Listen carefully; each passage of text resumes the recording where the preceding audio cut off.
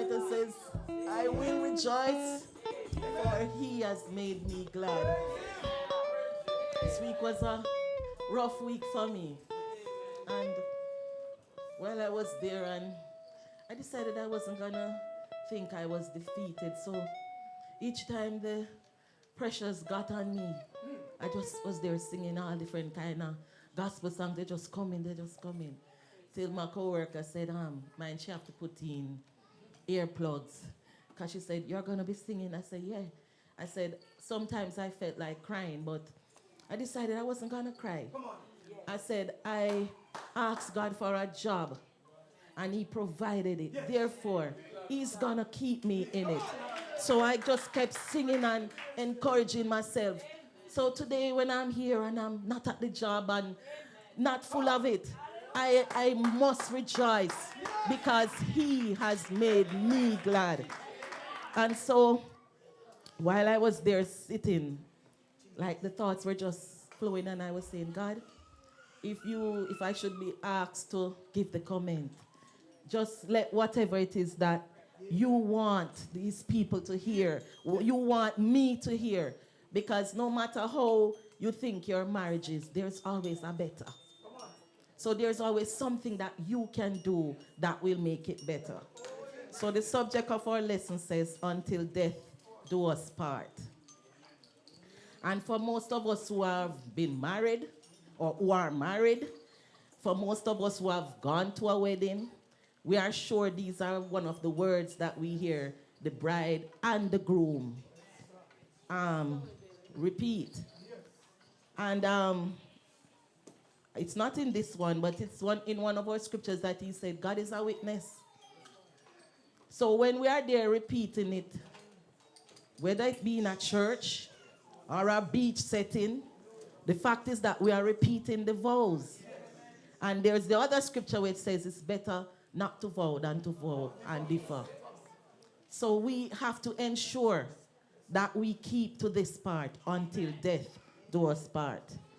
Now, in this scripture, St. Matthew 19, we see here where the Pharisees decided that they were going to catch this man.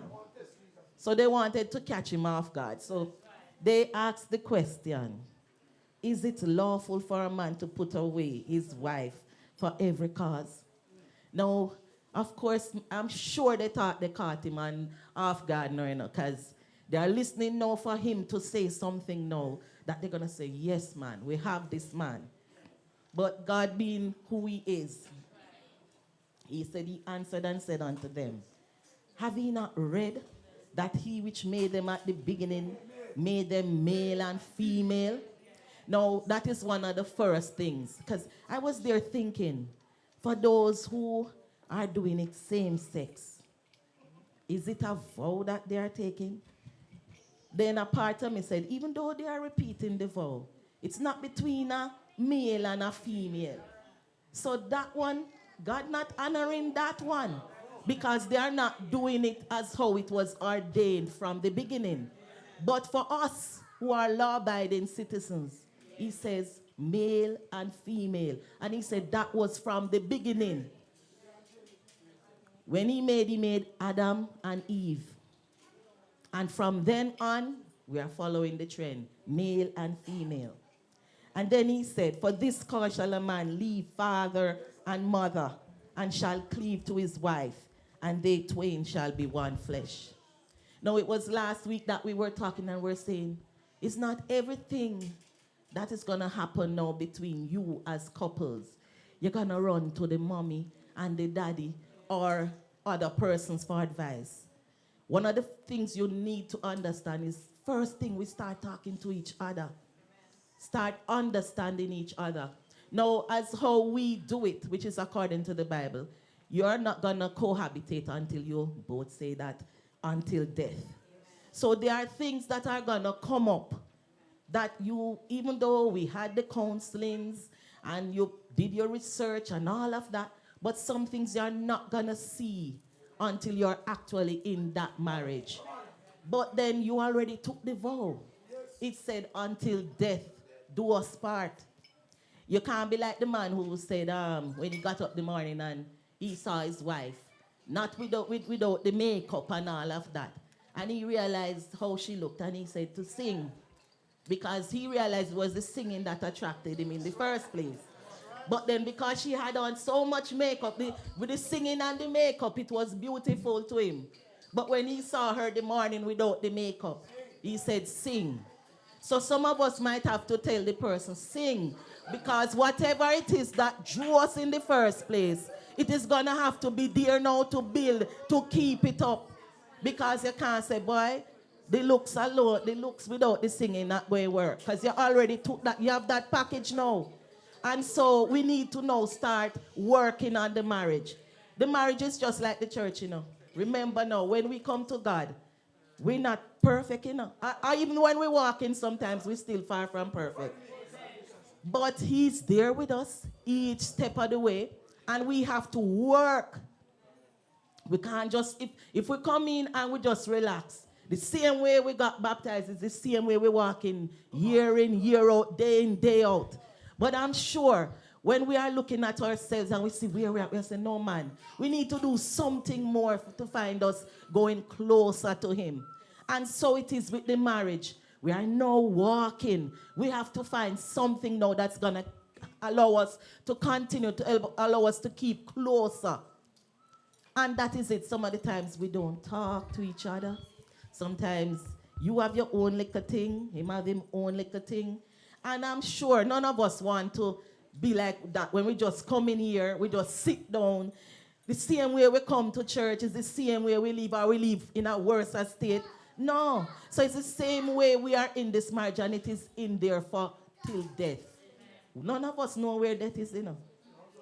And I am sure none of us would want to know that our partner is there praying that, boy, if him couldn't just dead.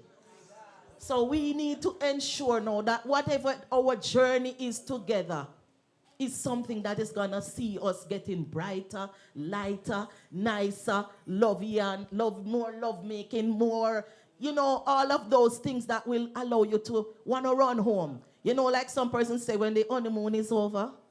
Yeah, because when the honeymoon time, you're running home. We should endure to keep that we still have that kind of thing where when one is apart, the other one wants to run home. And not say, boy, no, make me wait till him asleep. No. And I know some of us maybe do that for real because we know that when he's asleep, the head going to be a little lighter. You're not going to have that problem. But the thing about it is that we also have this man who is there with us through all the situations. And sometimes he's just there whispering, just waiting. He just wants us to give him a little hand to show us how to work it out. Because when we try to fix our situations, most times it's a mess. And in the end, we're like, how we reach here? But if we allow God, the God that we are serving, to just direct us, to just lead us, to just guide us, we would realize that all these problems that I was trying to fix and carry, and it is such a lighter burden now when he has them, when he's leading me, when he's guiding me. And then you can realize that things are seeming to get better. Because I remember for me, like, there were times when it was so rough. And what I used to do, I cry and I pray and I reminded God, I said, God, you said, if I do this, then you're going to do that. So I say, God, so I'm doing this now. So I am now waiting for you to do that. And when he starts to work, it's like I was just asking him to put something in the fridge. But then when I realized the fridge stuck up, the cupboard stuck up, the table, me have to give away, me I say, no man. In me asking, me never realized that I was asking for all of that. But actually, God works upon the good desires of your heart. And so when we are in our marriages and we see that there is a strain, we have to let go, you know, because as I said, we can't fix it. And we have to go back to ground zero and start again. This time with God, we say. Sometimes I used to look and I used to say sometimes, when I look at the marriages and sometimes I look at those in the church and I was saying, God, the issues that are in the church. I should have outside, you know? Me and you, I mean, my relationship is different because like my husband is unsaved.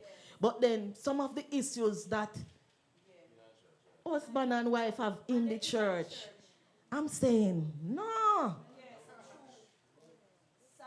So we all have to reach the point where we are going to go back now and allow God. Just like how when we look at ourselves and we examine ourselves and we see that we are undone.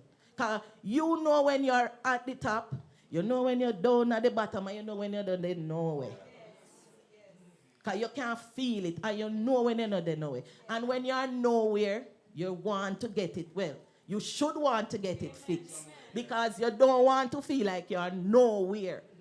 And so you have to reach out now and start saying, God, see me or me there nowhere.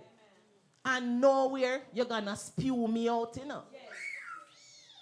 I used to say, I don't want to come in here Sabbath after Sabbath, and when I end up where everybody else who not mindful of the Sabbath is just out there and lost.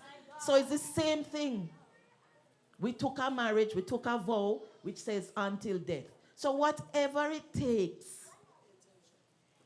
sometimes we're not humble, sometimes we're not looking, sometimes pride, but whatever it is that is preventing it from flourishing, we have to put that part to God and say, God, really, you know, say, me not so humble, and sometimes I don't even like to say I'm sorry, and me just not like to admit certain things. But may I ask you now, to help me to find a way where when me say it, me not feel no way. And you start to, once you ask him, you know, and you really need him to do that, you know, he's going to start opening some avenues now, you know, for you to say, for you to be what he wants you to be. And once you are willing at that point, because they also say, when you ask God for certain things, you have to be prepared, you know. Because if you are going to ask him to be humble or to be able to say sorry or those things, when he's going to put those situations to you, granted, you make sure you're ready. And then, even at the point, if the second thought comes, run to the second thought. Because the first thought is that me did ask God for this. Therefore, I know I have to just do what he says I should do. And I am sure once you follow his leading, the response is going to be different. But if you listen to that second voice, you're going to stay same place where you were before you even asked. So God knows you're asking, but you're not really ready. You know you're asking for certain things, and sometimes he's holding it back because he realizes you're not ready. But if you want this to work, just like how you're going to work on your spiritual life, you have to work on your marriage. And so, as I said, we don't have any turning back, you know, because it says, until death do us part. It says, wherefore there are no more twain, but one flesh. What therefore God hath joined together, let not man put asunder. So even though they give out this bill of divorcement, and many of us know the divorce thing is, some of them, they don't even have to be in the marriage for a week. Just today and then, say, boy, I can't bother, this is not working out. But we don't have that liberty. And even if we had that liberty now, it would lead us to death in the end. So we have to ensure that we do the right thing, which is stay in the marriage. Fight for the marriage. Now, sometimes when you're fighting for the marriage, the other partner going zero, you know. But then he has to answer, or she has to answer for her zero. Now, I can't say, boy, he might go zero, so I don't see why I have to do 100. No. You have to do your 100 because you have to answer for yourself. And that is how really marriage is. Despite how the other partner is reacting, we have to answer for ourselves. Now, you imagine if two of us doing 100. 200. But when one is, if you go zero, me say zero too, you know. Bill of divorcement, or the two are Indian is two strangers. So you can't ask me. It would be like the brother where you say, I'm about doing my brother's, am I my brother's keeper? But you are supposed to be your husband's keeper. So if they say, Sister Wendy, I should be able to say, yes. It shouldn't be that me say, you can ask me about Lenny. No, I'm supposed to know about Lenny. And Lenny's supposed to know about me. Because the two of us are now one flesh. It's not when him was just out there and me was over there. We are now walking together. And so it is that we have to ensure that we know each other. Know each other. Work it out. And we have to have that mindset that despite what is happening, we are going to be together. We have to make sure that this works. Do what you have to do to keep it alive. Work on the marriage. My friend used to say she have date nights and with her husband, even though they've been married how many years. And so sometimes my husband and I, we make sure we take a little vacation together. We have our little time when you have to have that thing where you work on it. It's not just to say, boy, as my husband that, or as my wife. You have to work on each other. And when one is weak, the one who is stronger have to kind of help up the other one who is weak. Know how you have to learn your partner, because my style might not work for you, but you each other, after you have been together for years or months, you get to understand, you get to know what each person likes and what they don't like. And so you have to work at it together to ensure that you have some amount of agreement. It says, they say unto him, why did Moses then command to give a writing of divorcement and to put her away? And he said unto them, Moses, because of the hardness of your heart. No, you see where he put it? Right back on you, you know. Because of the hardness of your heart, my heart, your heart. He never said Moses just because he was trying to appease the people. He said because of your heart. So when we decide that we are not going to be forgiving and we don't want to be this, as we, you know, it's really we. If you notice it, it's the two of you going, even though you are the witnesses beside you, the witnesses were only there to sign to say, we heard you say it, you know. But you were the ones who exchanged the vows, and we were only there as witnesses. So now that you have made that vow, anything else happens and you one walk away, say, because of the hardness of your heart. Now think about it. Suppose God shouldn't just harden his heart and walk away from us. I'm sure none of us would want to be at that point, because that time, nothing can help us at that point, you know. But he has extended mercy, and he continues to extend mercy. And if we continue to seek his help, he is going to make a way. He says, and I say, and he said unto them, oh, because of the hardness of it, right. From the beginning, it was not so. So Moses only appeased them by putting in that kind of. But in our dispensation, that appeasing is not working out. So we are still commissioned from the beginning part, which says until death. And it says, his disciples say unto him, if the case of the man be so with his wife, it is not good to marry. But he said unto them, all men cannot receive this same, save they to whom it is given. Now, many of us, when we grow up, we say, we want to marry at 20. Most of us, like, I don't know about in the States, but in Jamaica, we used to say it from early age and how many kids we want to have and all of these things. So I'm sure many of us, not taking like out, even though him say, till death, we weren't even looking at the vow. We just know we wanted to be with somebody. And so there is nothing wrong, because that was what he commissioned from the beginning. He said Adam and Eve. And so it is. When you take on the vow, you don't take on the vow lightly. You know, like some person say, me just meet him and me just decide so we are going to marry. So if you meet him and you decide that you're going to marry, decide that you're going to keep that until death do us part. But you are advised to watch him, check him out, pray to God, seek out. Because I am sure he's not going to lead you into something that will make you miserable. But then some of us are stubborn, so we already make a decision. We say, Lord, show me a husband, but we don't know say it's Lenny me married to. And so, despite him show me a whole sea, me only see one fish, Lenny alone. So now me have him in my corner. Whether in good, in bad, in anything, no matter what condition, no matter what situation, me have to take him now because me said this is my one. Now, whatever, the thing about it, as I said, don't go in it ill-advised. But if you choose to, because I said some of us are stubborn, even though we're looking, it's one we see.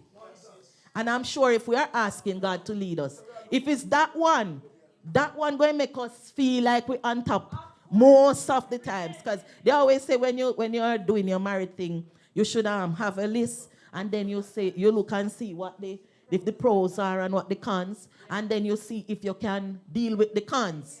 Because the pros are the good ones in your good corner, you know, but the cons is something I can live with. So if you didn't do any pros or any cons and you took him on, whether it's pros, cons, or if the cons outnumber the pros, just ask God to help you. Because he realized that you made that mistake, but he's not going to leave you alone. So he's going to give you whatever you need to deal with, because he realized that you already took the vow. He said until death. And so he's going to also give you something to cushion it when the going gets rough. Because sometimes if the cons outweigh the pros, the going is going to get rough. But we also have to remember that we have that man in the corner who we just remind him, God, yes, I made a mistake.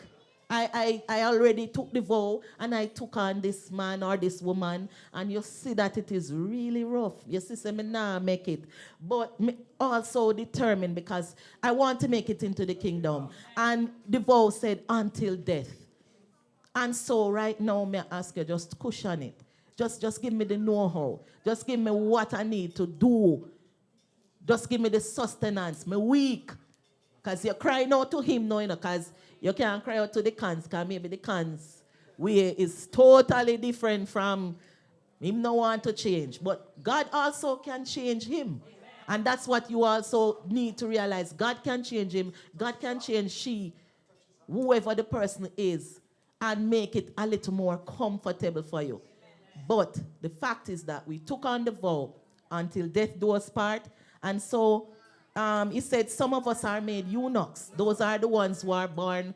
I don't need to maybe explain.